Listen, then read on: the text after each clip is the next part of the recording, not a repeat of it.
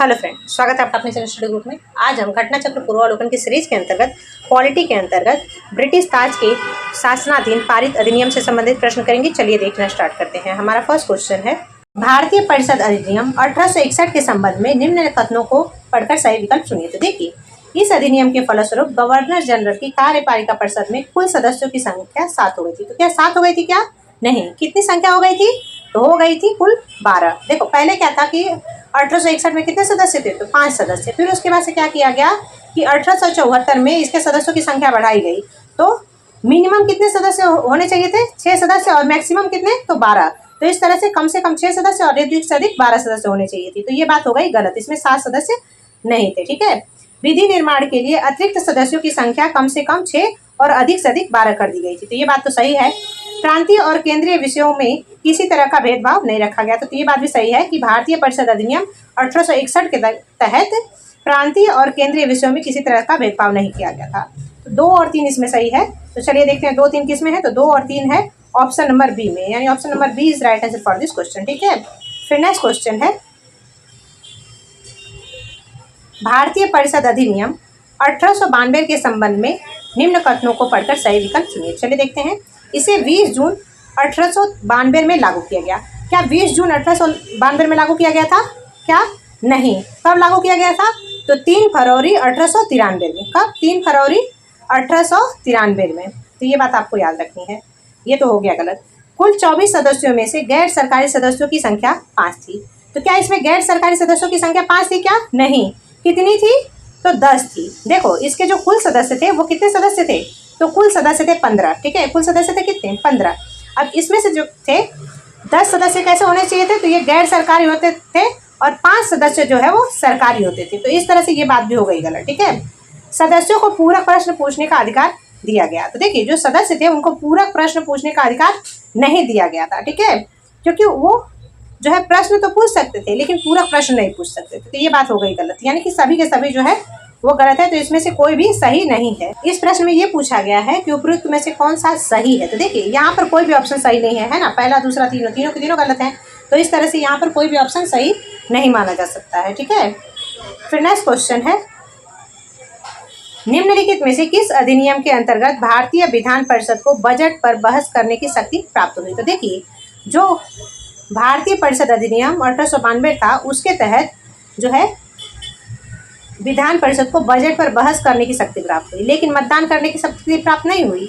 और 6 दिन की पूर्व अनुमति लेकर वो सिर्फ प्रश्न पूछ सकते थे, पूरा प्रश्न भी नहीं पूछ सकते थे। तो ये बात आपको याद रखनी है। चलिए देखते हैं नेक्स्ट क्वेश्चन। यहाँ पर देखिए लिखा गया ना कि वो सिर्फ प्रश्न पूछ सकते थे 6 दिन की पूर्व नोटिस पे, लेकिन वो पूरा प्रश्न नहीं पूछ सकते थे। ठीक है। और उनको सिर्फ बहस करने का अधिकार प्राप्त था, मतदान करने का अधिकार नहीं था। तो ये बात भी आपको याद रखनी है। फिर नेक्स्ट क्वेश्चन है, ब्रिटिश भारत में सांप्रदायिक प्रतिनिधित्व की व्यवस्था निम्नलिखित में से किस अधिनियम द्वारा की गई थी? तो वो की गई थी मार्ले मिंटो सुधार 1909 के द्वारा।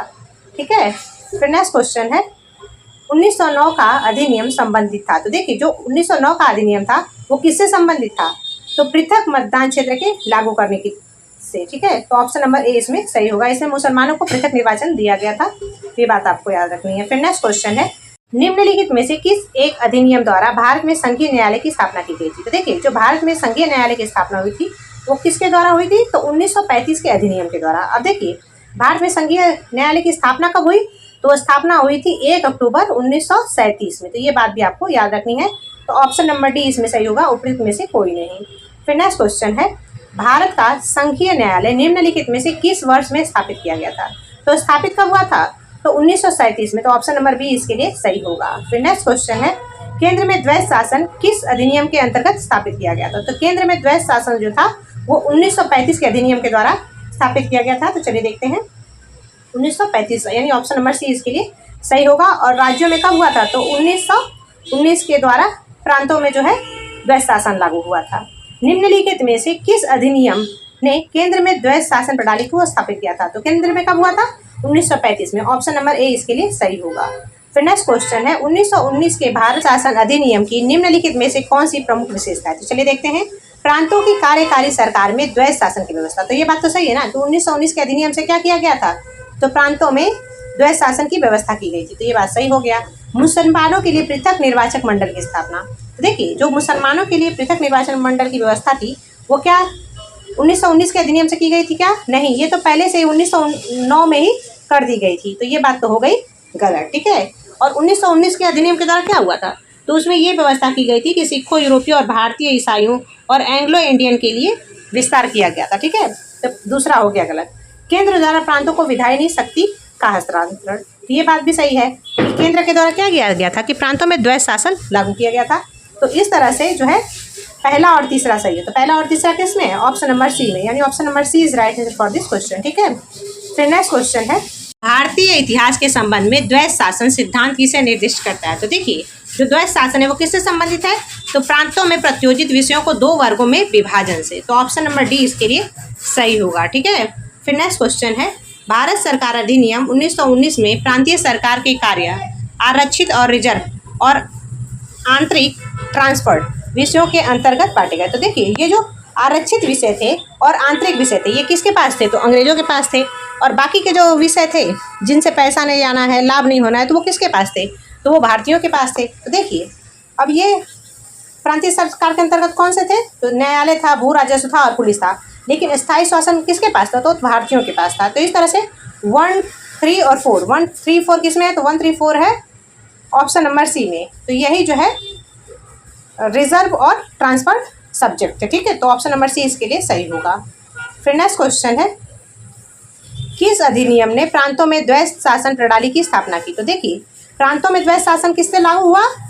तो प्रांतों में हुआ था 1919 का भारत सरकार अधिनियम। तो ऑप्शन नंबर बी इसके लिए सही होगा। फिर नेक्स्ट क्वेश्चन है, भारतीय विधान पालिका प्रथम बार द्विसदनी बनाई गई। तो देखिए, अब जो विधान पालिका है द्विसदनी कब बनाई गई थी? तो द्विसदनी बनाई गई थी 1919 के अधिनियम के द्वारा। कब? 1919 के अधिनियम के द्वारा। चलिए देखते हैं।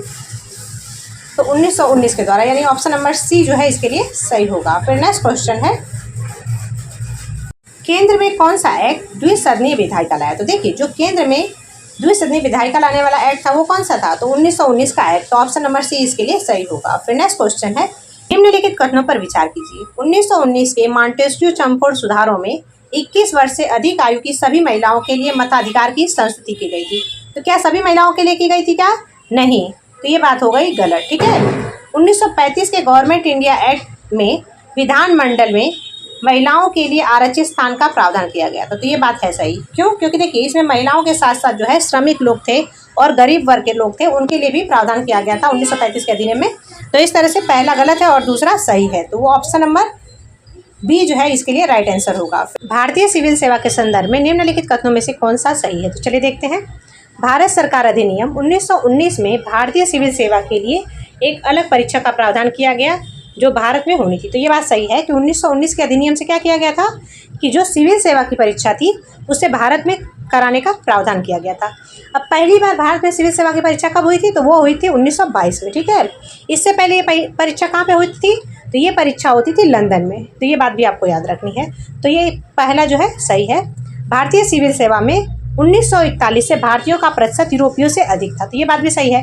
क्या हुआ था कि 1930 के बाद से क्या देखा गया कि 1930 के बाद से जो ब्रिटिश लोग थे, यानी कि जो लंदन के लोग थे, उन लोगों की जो इच्छा थी ना, ये सिविल सेवा की परीक्षा देने में, भारत में आके परीक्षा देने में उनकी रुचि कम होने लगी। और इससे क्या हो गया कि 1941 में ये देखा गया कि इस परीक्षा में भारतीयों का प्रतिशत अधिक है। तो ये बात भी सही है। तो पहला और दूसरा दोनों सही है, ठीक है।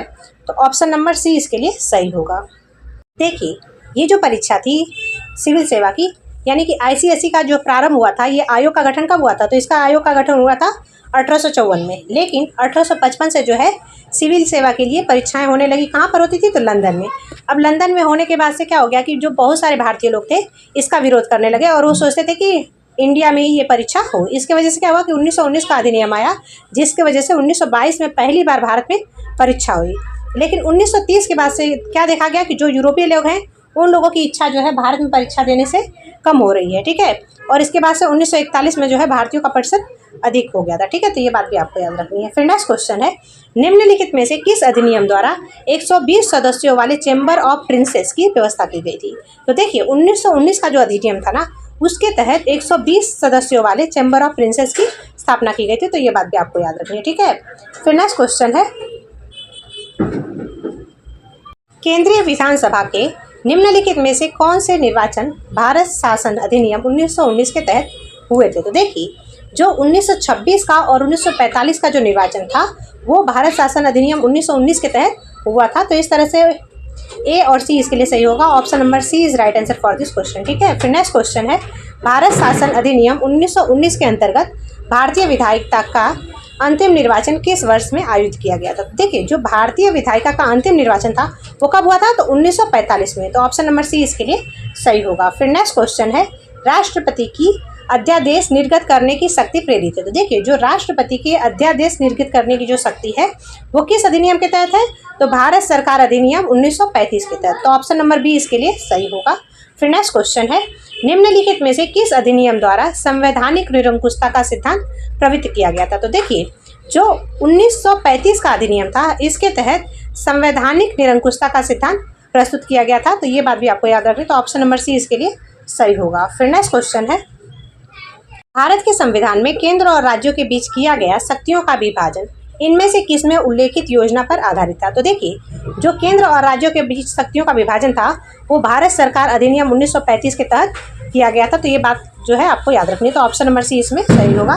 फिर नेक्स्ट क्वेश्चन है, निम्न में से एक भारत सरकार अधिनियम 1935 की मुख्य विशेषता नहीं है। तो चलिए देखते हैं, इस अधिनियम में अखिल भारतीय महासंघ का प्रावधान था। तो ये बात तो सही है ना कि 1935 का जो अधिनियम था इसमें जो है अखिल भारतीय महासंघ का प्रावधान किया गया था।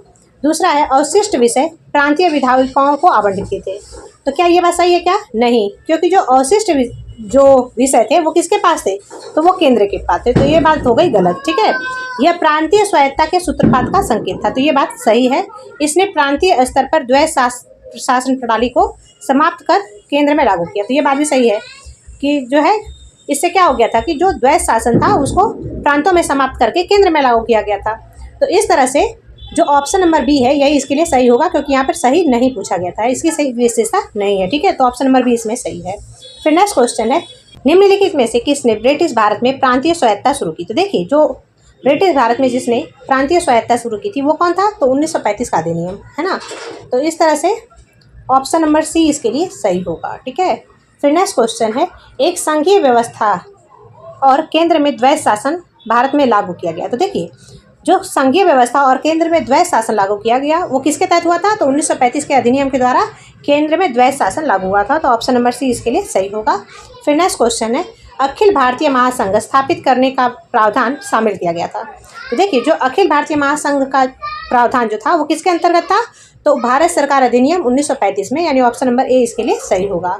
फिर नेक्स्ट क्वेश्चन है, निम्नलिखित में से किस एक अधिनियम में भारत में संघीय शासन की व्यवस्था दी थी? तो देखिए, जो 1935 का अधिनियम था इसने भारत में संघीय शासन की व्यवस्था दी थी। तो ऑप्शन नंबर सी जो है इसके लिए सही होगा। फिर नेक्स्ट क्वेश्चन है, 1935 के अधिनियम द्वारा स्थापित संघ में अवशेष शक्तियाँ किसको दी गई थी? तो देखिए, जो 1935 का अधिनियम था इसमें अवशेष शक्तियाँ जो है वो गवर्नर जनरल को दी गई थी। तो ऑप्शन नंबर सी जो है इसके लिए सही होगा। फिर नेक्स्ट क्वेश्चन है, भारत शासन अधिनियम 1935 के तहत प्रस्तावित संघीय प्रणाली थी। तो देखिए, जो 1935 के तहत प्रस्तावित संघीय प्रणाली थी कौन सी थी? तो वो थी भारत संघ, यानी फेडरेशन ऑफ इंडिया। तो ऑप्शन नंबर बी इसके लिए सही होगा। फिर नेक्स्ट क्वेश्चन है, निम्नांकित में से कौन सा एक भारत शासन अधिनियम 1935 में स्वीकार किया हुआ महत्वपूर्ण और अस्थायी अवयव नहीं है? चलिए देखते हैं, देश के लिए लिखित संविधान। तो देखिए, जो देश के लिए लिखित संविधान है यही जो है 1935 में स्वीकार किया हुआ महत्वपूर्ण और अस्थायी अवयव नहीं था। क्यों? क्योंकि जो संविधान का जो सर्वप्रथम उल्लेख था वो कहाँ पे किया गया था? तो क्रिप्स मिशन के द्वारा। ठीक है, और क्रिप्स मिशन भारत में कब आई थी? तो वो आई थी 1942 में। ये बात भी आपको याद रखनी है। ठीक है, तो ऑप्शन नंबर ए ही इसमें सही होगा। फिर नेक्स्ट क्वेश्चन है, 1935 का गवर्नमेंट ऑफ इंडिया एक्ट क्यों महत्वपूर्ण है? तो देखिए, जो 1935 का गवर्नमेंट ऑफ इंडिया एक्ट है ये इसलिए महत्वपूर्ण है कि यह भारतीय संविधान का प्रमुख स्रोत है। ठीक है, तो ऑप्शन नंबर ए इसमें सही होगा। अब देखिए, ये जो अधिनियम है इसके क्या क्या उपबंध थे? तो इसमें उपबंध थे संघात्मक सरकार की स्थापना, केंद्र में द्वैध शासन की स्थापना, प्रांतों में द्वैध शासन के स्थान पे स्वायत्त शासन की स्थापना, द्विसदनीय केंद्रीय विधानमंडल, है ना, प्रांतीय शासन व्यवस्था, है ना, प्रांतीय विधानमंडल, केंद्र एवं प्रांतों में शक्तियों का विभाजन, है ना। तो ये जो चीज़ें हैं ये किसके अंतर्गत आती थी? तो 1935 के गवर्नमेंट ऑफ इंडिया एक्ट, है ना। तो इसीलिए ये जो है ये एक्ट बहुत इंपॉर्टेंट है। तो ऑप्शन नंबर ए इसमें सही होगा। फिर नेक्स्ट क्वेश्चन है,